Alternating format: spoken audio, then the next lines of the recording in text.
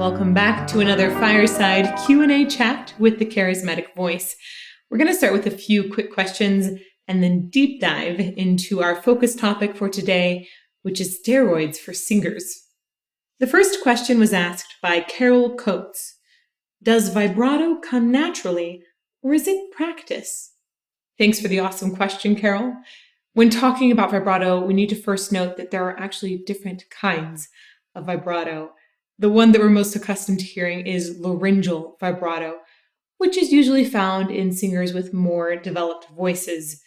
Now, most scientists agree that this kind of vibrato occurs when there is periodic muscle relaxation within the larynx, and you might even see this when you see a larynx moving up and down. Laryngeal vibrato isn't something you can really manufacture well with force. If you want to develop your vibrato, I suggest first focusing on vocal coordination and strength.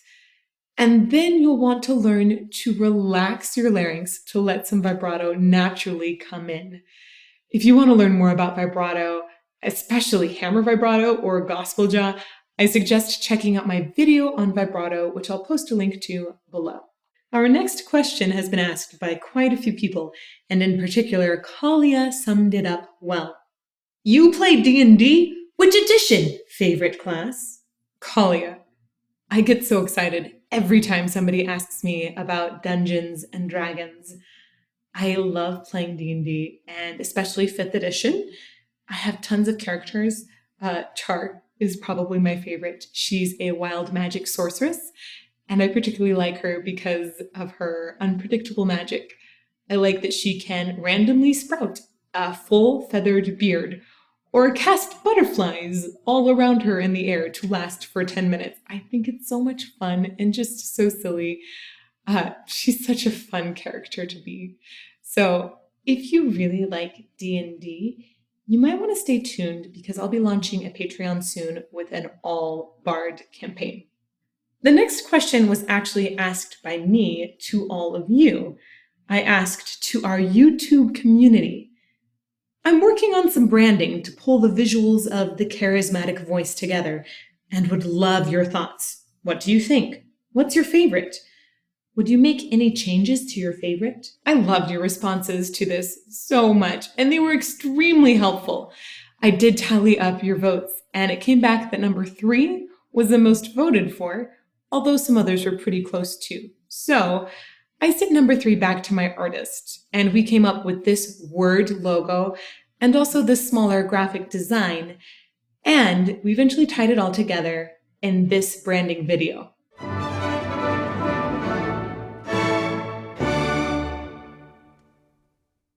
Thank you again so much for your input on that. I hope you love the results as much as I do. And now it's time for our deep dive topic, which is steroids for singers. The first thing you need to know is that the steroids many singers use are quite different from the steroids that you might associate with pro athletes.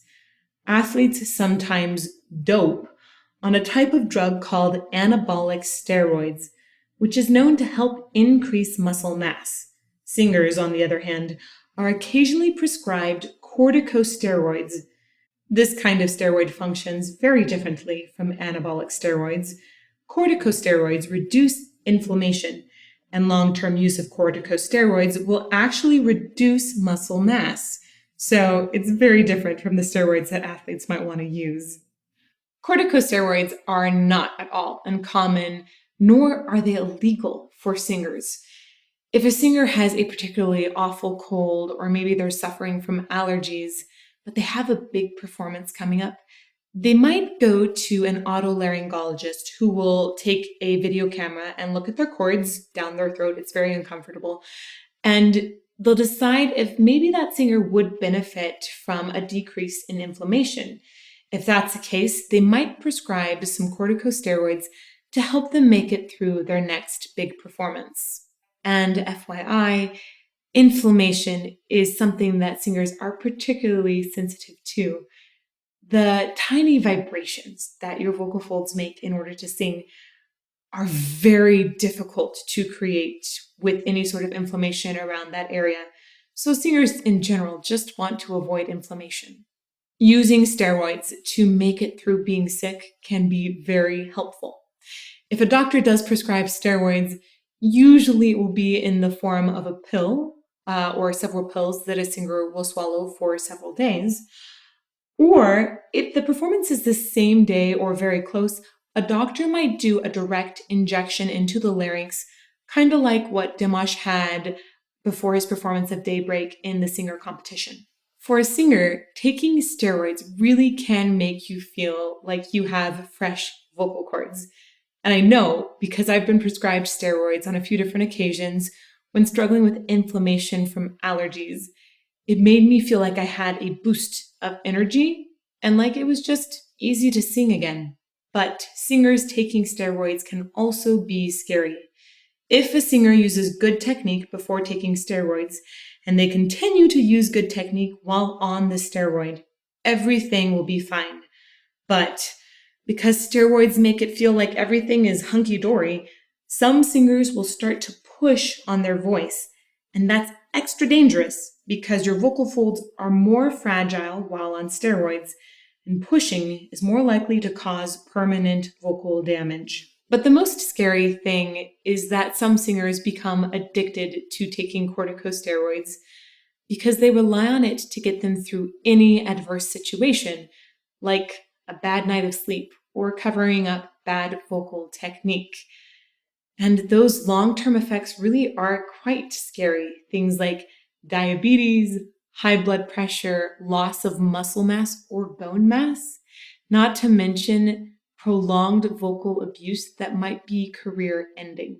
So to summarize, steroids can be great to help a singer through a crisis, but they never should become a regular prescription that a singer takes. Hopefully that answered some of the questions that you had about steroids. If you do have any other questions, please post them in the comments below.